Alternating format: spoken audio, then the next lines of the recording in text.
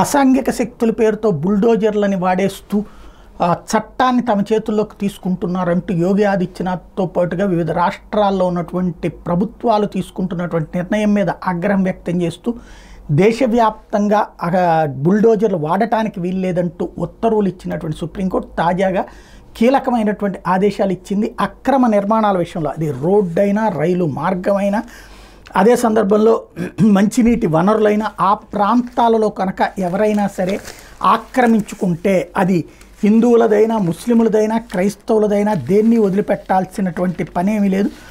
ఎట్టి పరిస్థితుల్లో వాటిని కూల్చి అవతల పడేయమని చెప్పింది. అదే సందర్భంలో అక్కడ తగినటువంటి చర్యలు తీసుకోమని చెప్పింది. అక్కడ బుల్డోజర్లు వాడటానికి అభ్యంతరం లేదని తేల్చి చెప్పింది. ఏదైనా కేసులో నిందితుడైనా కానీ దోషం తేలినా కానీ వాళ్ళ ఆస్తులు కూల్చివేత తగదు.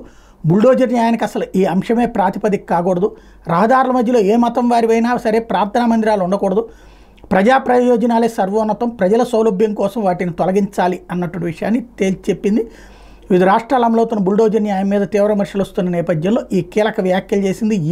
ఇళ్ళు ఆస్తుల కూల్చివేత, రహదారుల మధ్యలో ఉన్న ప్రార్థనా మందిరాలు, ఆలయాల తొలగింపులు దేశమంతటికి వర్తించేలా మార్గదర్శకాలు రూపొందిస్తామని చెప్పింది. కూల్చివేతల మీద అక్టోబర్ వరకు విధించిన నిలిపేత ఉత్తర్వులను పొడిగించింది. తుది తీర్పు వెలువడే వరకు అమల్లో ఉంటాయన్నటువంటి విషయాన్ని తేల్చి చెప్పింది.